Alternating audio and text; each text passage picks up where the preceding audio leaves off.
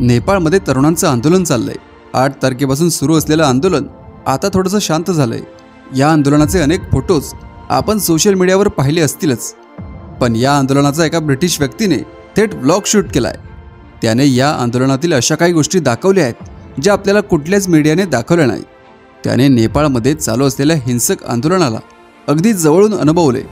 त्याने या आंदोलनात असं काय काय पाहिलं जे मीडियाने दाखवलं नाही ते आज आपण व्हिडिओमध्ये पाहूयात। नेपाळ म्हणजे हिमालयाच्या कुशीत वसलेला एक सुंदर देश। हा देश शांतता आणि निसर्गासाठी ओळखला जातो, पण गेल्या काही वर्षांपासून इथं शांतता नाही। राजकारणातला भ्रष्टाचार, नेत्यांच्या सत्तेसाठीचा हाव आणि जनतेच्या पैशाची उधळपट्टी यामुळे इथल्या लोकांमध्ये खूप राग साचला होता। सरकारमध्ये असलेल्या KP शर्मा ओली यांच्यावर भ्रष्टाचाराचे अनेक आरोप होते, पण म्हणतात ना, प्रत्येक गोष्टीची मर्यादा असते। हा राग तेव्हा बाहेर पडला जेव्हा नेत्यांची मुलं त्यांच्या आलिशान जीवनाचे, महागड्या गाड्यांचे आणि परदेशातील सुट्ट्यांचे फोटो सोशल मीडियावर टाकू लागले। आणि देशात एकीकडे सामान्य जनता गरिबीत जगत असताना, अनेक तरुण नोकरीसाठी संघर्ष करत असताना, दुसरीकडे नेत्यांची मुले पैशांची उधळपट्टी करत होती। हा दुजाभाव पाहून लोकांचा संयम तुटला आणि मग जे व्हायचं तेच झालं आणि नेपाळमधील तरुण रस्त्यावर उतरले आणि हळूहळू शांततेत होणाऱ्या प्रोटेस्टने हिंसक वळण घेतले। याच काळात हॅरी नावाचा एक ब्रिटिश यूट्यूबर जो आपल्या बाईकने जगभरात फिरत होता, थायलंडमधून UKला जात असताना तो नेपाळमध्ये पोहोचला। त्याला माहिती नव्हतं की त्याला आता काय पाहायला मिळणार आहे। शांत दिसणाऱ्या काठमांडू शहरात अचानक कर्फ्यू लागला।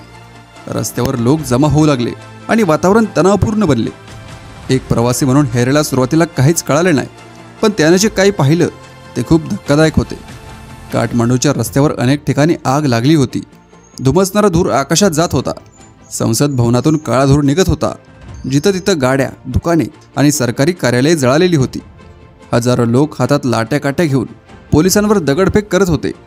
पोलिसांनी अश्रुधुराचे गोळे फेकले, पण त्याचा काही परिणाम होत नव्हता। या संपूर्ण अराजकात हॅरी आपल्या कॅमेऱ्याने सगळं रेकॉर्ड करत होता। त्याने आपल्या YouTube चॅनलवर 2 व्हिडिओ अपलोड केले आहेत, ज्यामध्ये त्याने ग्राउंड झिरोवरून हे सगळं शूट केलं आहे। हॅरीने शूट केलेल्या व्हिडिओमध्ये इतर कोणत्याही रिपोर्टरने न दाखवलेले आंदोलनाचे भयावह आणि वास्तववादी चित्र समोर आले। त्याच्या व्हिडिओने केवळ घटनांची माहिती दिली नाही, तर आंदोलकांच्या मनातील राग, त्यांची तयारी आणि प्रशासनावरील त्यांचा असंतोष थेट प्रेक्षकांपर्यंत पोहोचवला। पहिल्या व्हिडिओमध्ये हॅरीने आंदोलकांच्या एका गटाशी संवाद साधला। तेव्हा हे आंदोलक केवळ घोषणा देत नव्हते, तर त्यांचा राग शब्दातून बाहेर पडत होता। त्यांच्या चेहऱ्यावरील निराशा आणि संताप स्पष्ट दिसत होता। ते असे म्हणत होते की हे नेते आपला पैसा लुटून मजा करत आहेत। जेव्हा त्यांनी सोशल मीडियाच्या माध्यमातून नेत्यांचा भ्रष्टाचार आणि गैरकारभार जगासमोर आणण्याचा प्रयत्न केला, तेव्हा सरकारने थेट सोशल मीडियाच बंद करून टाकला। यामागचा सरकारचा विचार होता की भ्रष्टाचाराची प्रकरणे आणि सरकारी लूट जनतेसमोर येणार नाही।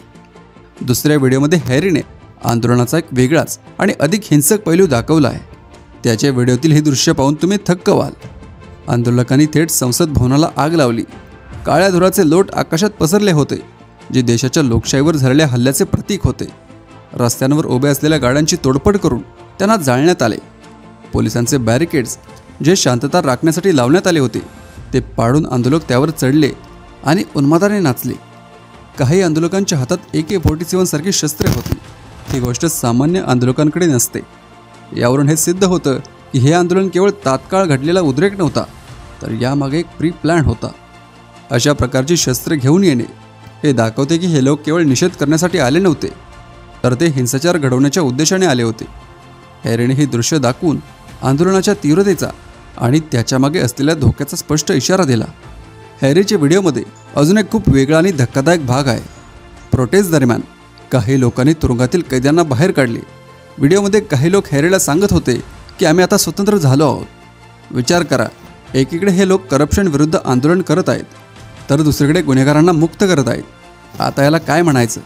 हॅरीने खूप धोक्यात जाऊन हे सगळं शूट केलं। या सगळ्या हिंसक वातावरणात एक गोष्ट हॅरीच्या दृष्टीने चांगली देखील घडली।